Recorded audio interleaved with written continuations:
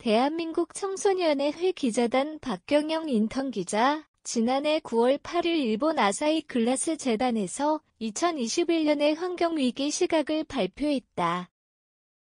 리우 환경회의가 열린 1992년 이후 매년 발표해오던 것으로 다가오는 9월에도 발표가 된다면 올해로 31년째이다. 전 세계 환경 전문가를 대상으로 조사를 해서 환경 파괴에 대한 위험도를 시간으로 표현한 환경위기 시각은 2021년 기준 9시 42분이다.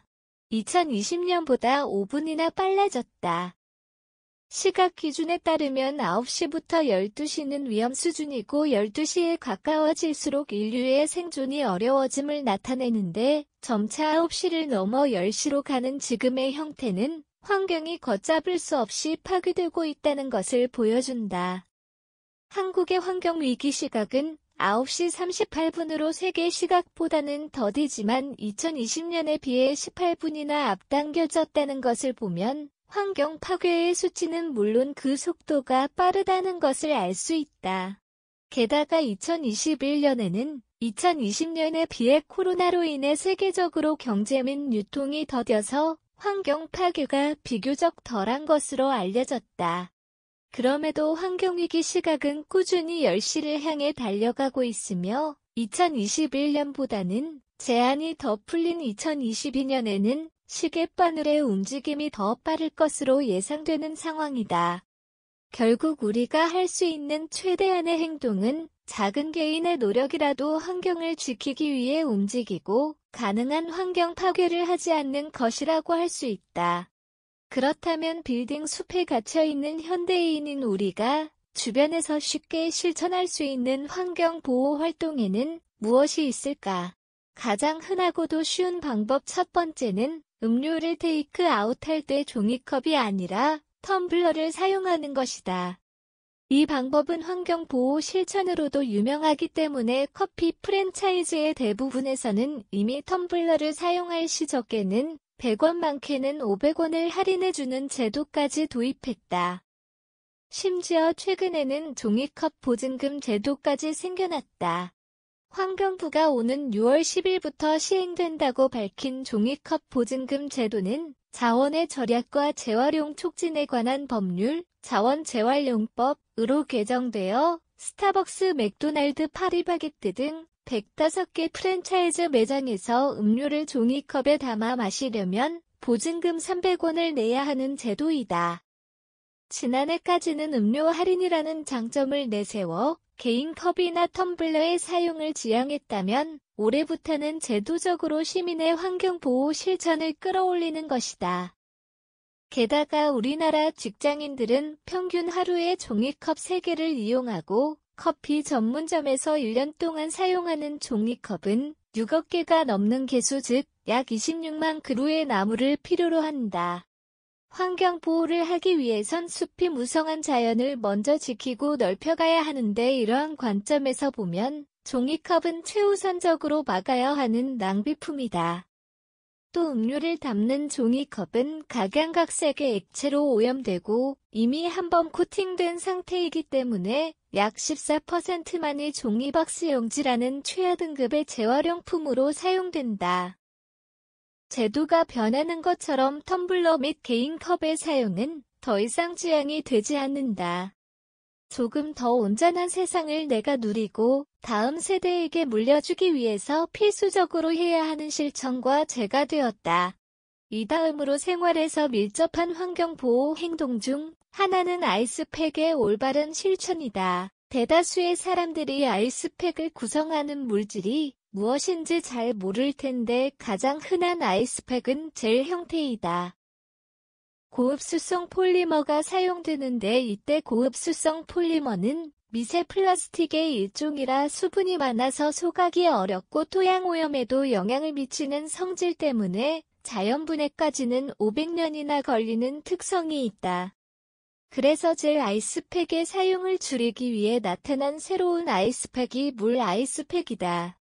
친환경이라는 이름으로 만들어진 물 아이스팩은 물 100%라는 요소는 물론 버릴 때도 단순하게 안에 있는 물을 버리기만 하면 되기에 환경 유해성도 없다.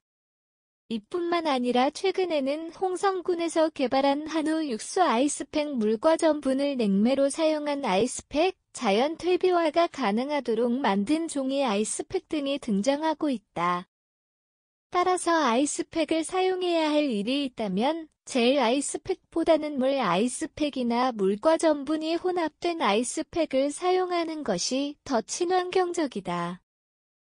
하지만 본인의 의도와는 다르게 만약 상품과 함께 젤 아이스팩이 왔을 때는 어떻게 버려야 환경에 유해성이 덜 가는 것일까? 젤 아이스팩은 미세 플라스틱 성분을 포함하고 있기 때문에 하수구로 그냥 흘러보낼 경우 심각한 수질 오염을 초래한다. 따라서 일반 종량제 봉투에 버리는 것이 일반적인 방법이다. 그러나 최근에는 이렇게 마땅한 수단 없이 버려지는 젤 아이스팩을 막고자 일부 지자체의 주민센터에서 아이스팩 재활용 사업을 진행하고 있다. 젤 아이스팩을 4개나 5개씩 가져갈 때마다 종량제 봉투 하나로 교환해주는 것이 그 내용이다. 이뿐만 아니라 아파트 내에서 아이스팩 수거함을 설치하여 재활용을 돕는 사례도 늘어나고 있다. 이렇게 차츰 젤 아이스팩의 재활용을 늘려가고 제작을 줄이는 동시에 다른 친환경 아이스팩의 사용을 늘려가면 아이스팩으로 인한 수질 오염도 감소할 것이다. 국내 최초로 포장지 없는 가게가 생겨났다. 일명 제로 웨이스트 마켓으로도 불리는 포장지 없는 가게는 독일의 오리기널 움페어 팍트, 미국의 더 필러리, 영국의 벌크마켓 등 이미 각 세계에서도 자리 잡은 변화이다. 서울에 위치한 이 가게에서 식료품을 사기 위해서는 각자 집에서 포장지나 장바구니 용기 등을 가지고 가야 한다. 이후 자신이 원하는 식료품을 장바구니에 담고 개수나 무게에 따라 비용을 지급한다.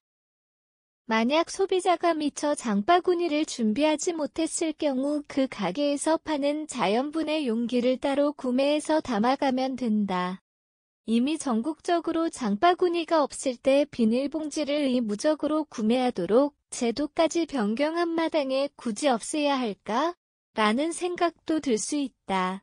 그러나 그러한 제도에도 불구하고 여전히 많은 사람들이 비닐봉지를 많이 사용하고 있으며 집에 하나씩 구비하고 있는 천 장바구니도 때때로 있곤 한다.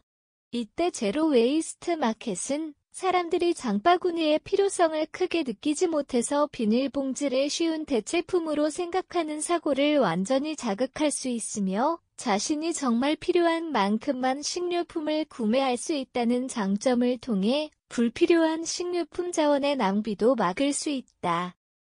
형태는 조금 다를지 몰라도 점차 사람들의 환경의식이 늘어나며 지역 곳곳에서도 제로 웨이스트 마켓이 늘어나고 있는 추세이다. 무조건 이용하라고 강요하는 것은 옳지 않지만 한 번쯤 우리 동네에 자리 잡은 제로 웨이스트 마켓을 방문하는 것도 좋은 경험이 될 것으로 보인다.